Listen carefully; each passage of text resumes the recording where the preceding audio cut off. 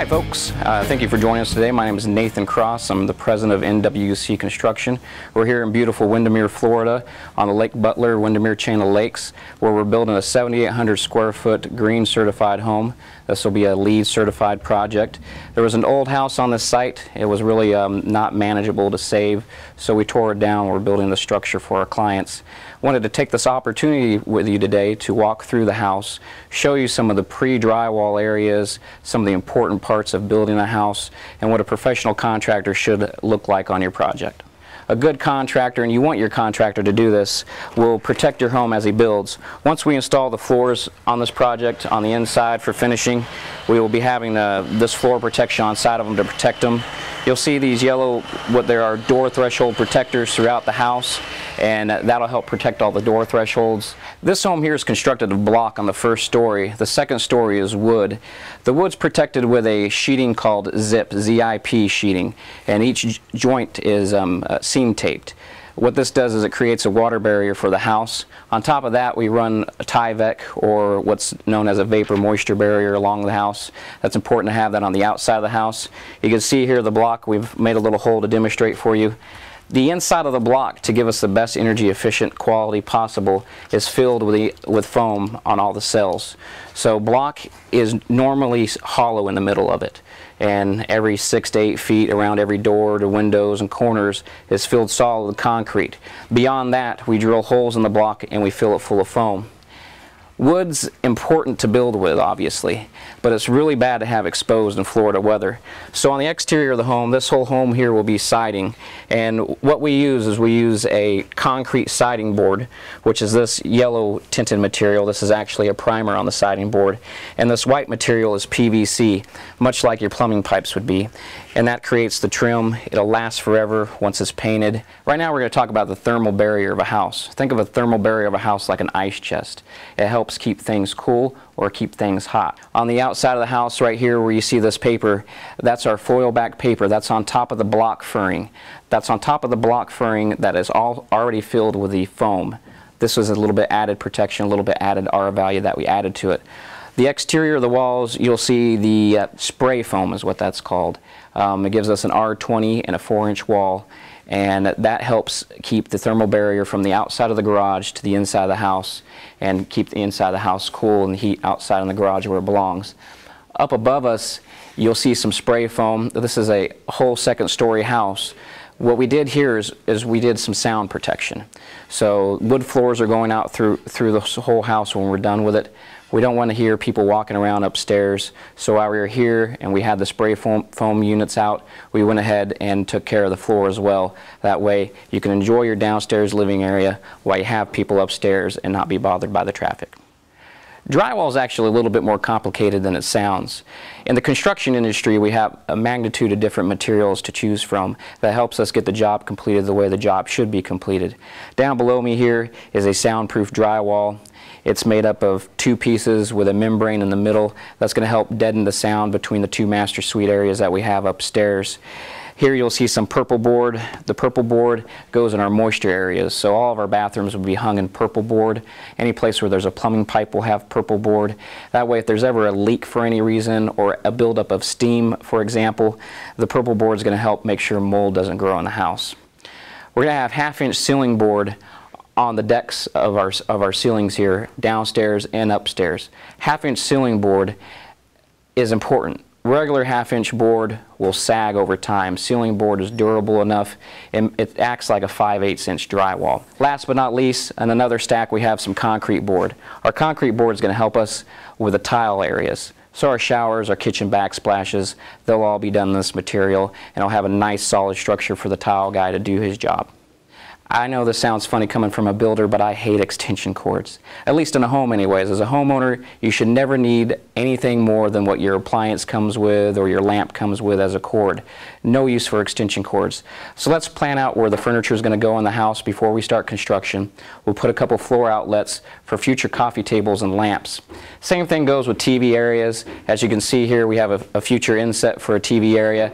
This is going to be a place for the mounting bracket for the TV to go. The TV will plug in here to this electrical outlet.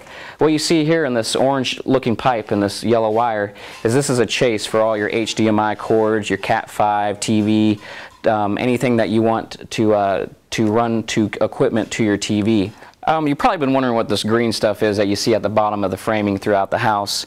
This here is called Boracare. It's a termite treatment that we do in Florida. It helps protect your home of termites, and it's a lot more eco-friendly than the stuff they used to put underneath the ground before you poured the concrete slab.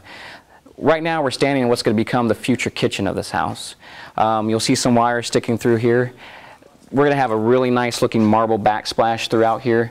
So instead of putting electrical outlets, which is mandatory by code, inside of the nice marble, we ran wires. We're going to tuck them in underneath the cabinets, trim them out, and have them where you can plug in underneath the cabinet. That way we don't ruin the looks of the beautiful marble backsplash.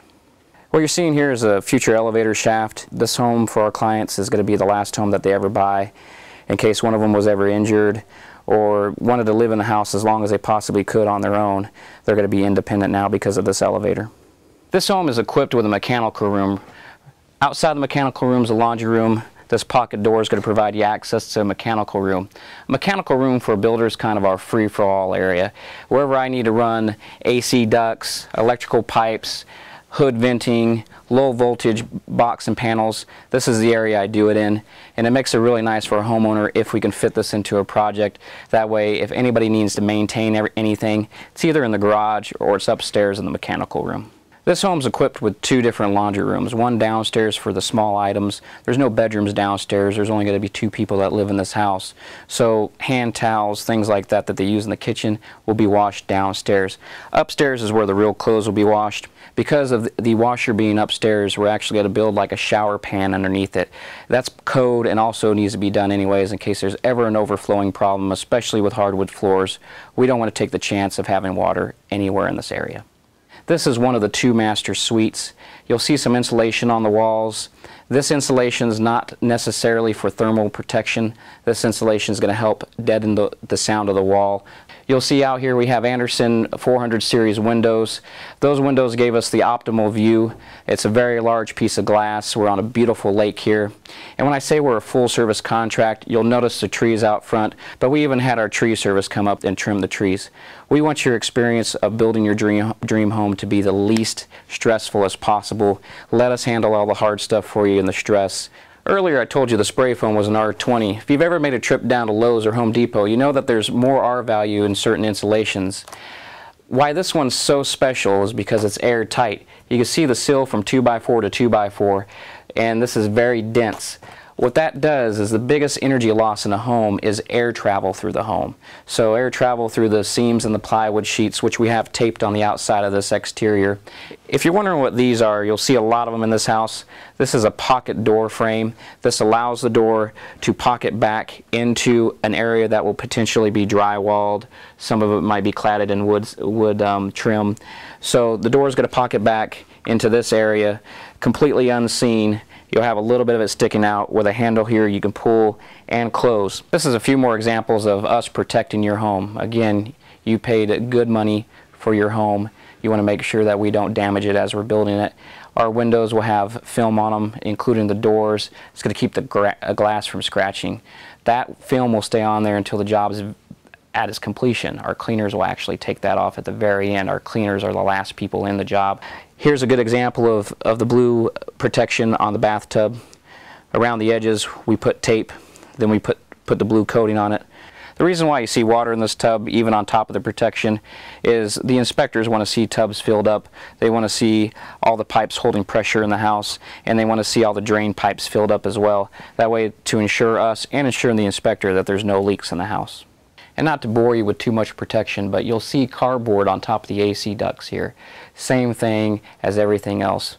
You paid for brand new AC ducts. It's very easy. Any builder should do it. It's actually part of being a green builder. Here you're seeing a Vantatech flooring. A Vantatech flooring to the normal eye looks like regular OSB. The difference between this and regular OSB is this is 3/4 inch thick, tongue and groove edge, so they interlock with each other, and this is waterproof. This here is the AC duct I was talking about that's on the outside of the home that's designed to bring fresh air inside, clean, and distributed throughout the house.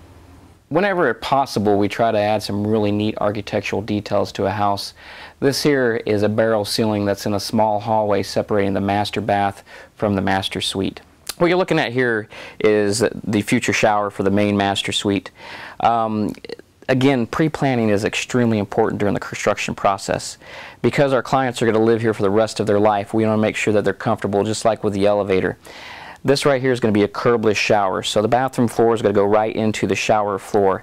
We're able to do that even though it's a wood floor because we went ahead and recessed our trusses. Again, pre-planning is the #1 thing in construction, making sure everybody's on the same page. Now we have this great recess in the floor so that we can recess that shower, have a curbless area. That way if you're ever in a walker or a wheelchair, you can just go right into the shower without having to step over anything. Last thing I want to show you today is the outside of the house. This is the rear elevation. As you can see, there's a lot of glass back here so our clients can enjoy the beautiful lake view they have. This is going to be a very traditional looking home, very colonial style. A lot of white paint, black shutters, red door. We even have red brick, and the porches will be covered in red brick to give that really traditional feel. This house is going to look great. I can't wait to have you back here when the house is all finished up so we could do this again and we could show you how everything ended on this beautiful project of ours in Windermere on the Lake Butler, Windermere Channel Lakes. Thank you.